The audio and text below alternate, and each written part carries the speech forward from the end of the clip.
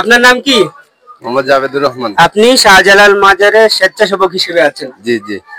এই বছর 2025 উরস উপলক্ষে মোট কয়টা গরু এসেছে? 24টা। আরো আসার সম্ভাবনা আছে? আছে আছে। এই বছরের গরু কি সবচেয়ে বড় বড় নাকি? হ্যাঁ, বিশাল সাইজের গরু। হ্যাঁ বিশাল সাইজের গরু। আচ্ছা, নিম্নতম তো 1.5 লাখ টাকা থেকে শুরু হবে প্রত্যেকটা গরুর দাম। হ্যাঁ, 1.5 লাখ থেকে 2.5 3 লাখ 3.5 লাখ পর্যন্ত আছে, এরকম আছে। হ্যাঁ। ভিউয়ার্স, এটা সত্য যে প্রত্যেকটা গরুই বেশ বড় বড় এবং এগুলোর দামও অনেক বেশি। একটা উরস কত তারিখ থেকে কত তারিখ চলবে? আরবি জিলকদ মাসের 19 20 তারিখে 2 দিন। 2 দিন। হ্যাঁ। আর এই গরুগুলো কবে আপনারা করবেন? আজকে রাত্রেই এটা কুরবানি দেবেন। হ্যাঁ। এই দর্শনার্থী মানে পর্যটক যারা আছে তাদেরকে খাওয়াবেন, যারা এখানে আসবে তাদেরকে 20 তারিখ সকালবেলা বিতরণ করব। আপনি এখানে কত বছর ধরে আছেন?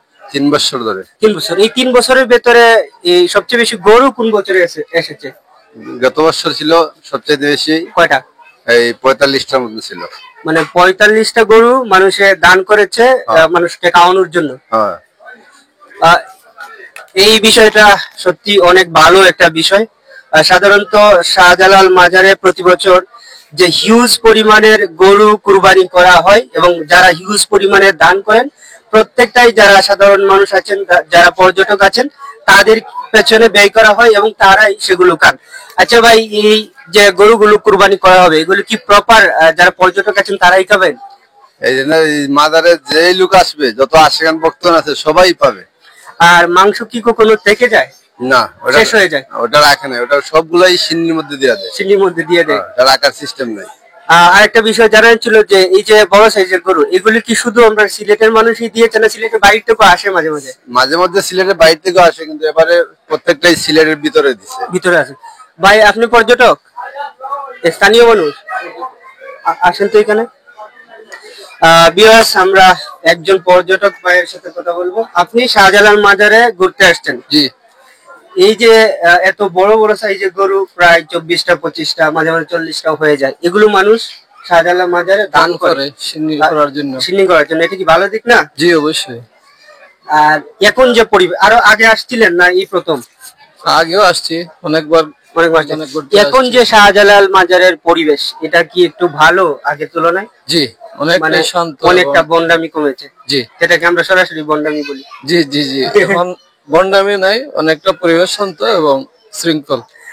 এই বিষয়টা আমি একটু ক্লিয়ার করে দিই।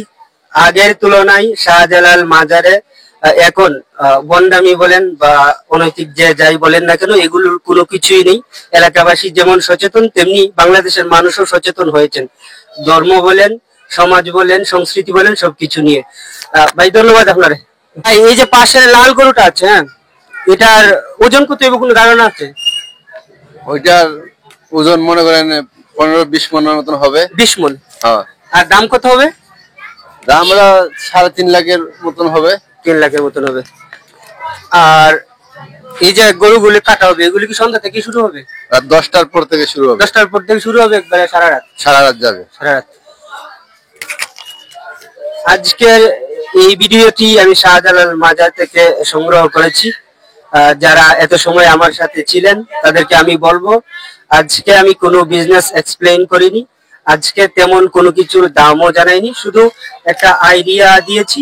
আপনারাই ধারণা করুন, সর্বনিম্ন 1.5 লক্ষ টাকা থেকে 3.5 লক্ষ টাকার গরু এখানে আছে এবং 25টা গরু, এই 24টা গরু এবং 24টা গরু এই পর্যন্ত এখানে উঠেছে। আর এগুলো আজকে রাতেই ওনারা দর্শনার্থীদের খাইয়ে ফেলবেন।